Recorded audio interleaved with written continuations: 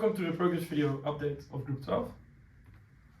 In this video we'll talk about the introduction, the project, the problem statement, the work approach, the aerodynamic part, the rolling resistance part, the dynamometer part, the toll payment system, the speed visualization, and we'll talk about the conclusion. So in the introduction, talk a bit about the project, the problem statement, and the work approach. So the project is about an efficient car, and it's very important because the current energy crisis made everything very expensive. So an efficient car is essential, and also for an electric vehicle, the battery capacity is usually very limited. So an efficient car makes the most range. In this project, there will be multiple parts like the toll payment system, the LED bar, and some driver skills will be necessary. Furthermore, some tests will have to be performed, like the dynamometer test, the wind tunnel test, and the rolling resistance test. Well, for the problem statement is model and design a car that is as efficient as possible around the circuit. And in this, we have to make some predictions in order to make a model. And to verify this model, we'll do some testing. And after we've done the testing, we can design an efficient car. In order to make this work efficient as possible, we split into groups. And I'm the communication manager, Simeon will be the equipment manager, and Nick will be the driver. And we split up into 4 groups of the wind tunnel, the rolling resistance, the dynamometer test, and the Arduino part. And in order to have everyone able to be on the same page, we have short meetings to catch up on everything, and we work separately as it's more efficient. Then the toll payment system. Okay, so the toll payment system has infrared on it, and the car is able to receive infrared. After this infrared signal is received, then the radio frequency, there is a radio frequency communication from the car to an Arduino, and this Arduino is connected to a computer which is able to count the amount of laps the car has passed. And in this part you can see the diagram, the circuit diagram, and it's actually already been soldered and it's almost working.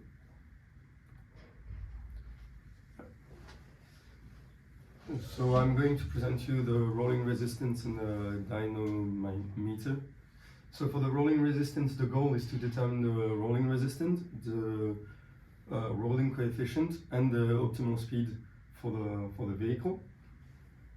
So we're gonna have 2 experiments, one with the cogwheel between the motor and the rear wheels on, and the other one without it. So for the 2 tests, we will have to weigh the car before to know the mass. And then for the test, we will push the car to a sufficient speed, around 5 km per hour, and wait until it comes to a halt. The Arduino will take into account the speed and the time during all the experiments. We will then be able to calculate the acceleration. With the first equation, we will be able to know the total drag. But the total drag takes into account also the aerodynamic drag, so we'll have to subtract that from the total drag to get the rolling resistance. And with the second equation, we will be able to know the mass and to know the rolling coefficient. For the dynamometer test, so the goal is to know the auxiliary loss, the efficiency, and determine a driving strategy. So we will have 3 different tests. The first one, the no-load experiment, then the motor connected, then the motor connected to the battery, and finally the motor connected to battery with 0 speed. So for the no-load experiment, the motor's cogwheel would be removed and no load would be applied on the vehicle. With this experiment, we will be able to know the friction losses and the motor losses. For the second one, the motor connected to the battery, so all the powertrain will be connected normally, and we'll be able to know the energy consumption of the battery, and so determine the efficiency between the motor and the battery. The total power loss will be also known. And finally, for the last experiment, the motor connected to the battery with 0 speed, all the component will be connected normally, but no speed will be applied, and it will be the auxiliary forces would be determined. I'm going to present you the wind tunnel experiment and the speed visualization of our project. Aerodynamics is the science that measures the flow of the air around a body that is placed in free space. To conduct our experiment, the optimal solution is to place our car in a wind tunnel. What is a wind tunnel? A wind tunnel is a large tube that has a big fan at one end and pushes air to the body of the car. By doing this, the drag force can be measured and the drag coefficient can be calculated with this experiment. The frontal area of the car will be just the will be scaling the Audi A4 frontal area with 25 to find the frontal area of our car. By reducing the drag force, the design vehicle that is used will counter less effort and then consuming less energy.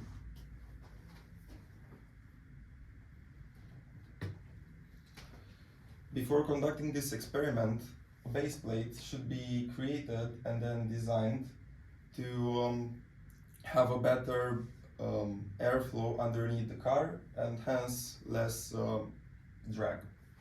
I'm going to show you the base plate that we designed. It's exactly as the one that you can see in the picture, and it is a material that has a 2 mm thickness was used for designing this base plate. We had the help of Autodesk 360 in our design of the base plate, and it is going to be screwed underneath the car. And after that, 8 experiments will be conducted in the wind tunnel.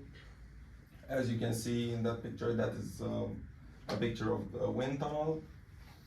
And after we will conduct the 8 experiments, we will have a data sheet, and we can add the values and then see in which case our car has less drag, and we then can choose the best body for the car with the less energy consumption.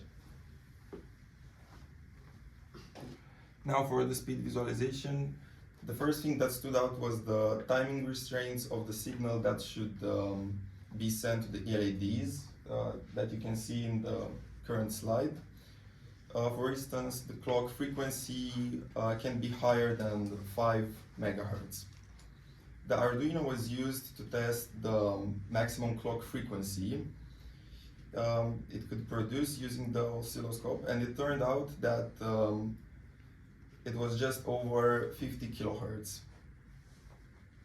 Next, the frequency range of the speed sensor was tested to lie between 15 and 40 kHz, 140 Hz. In order to determine the speed of the car, the time passed between 2 pulses is measured using the interrupt pin. Then, to visualize the speed at which the car is driving, the LEDs start red, and with an increase in speed, the number of LEDs then change from red to green and increase as well. If the speed goes over the target speed, however, all the LEDs will turn red again to alert the driver that he's going too fast. Now in the end, we are going to show you a demonstration of this functionality part of the car.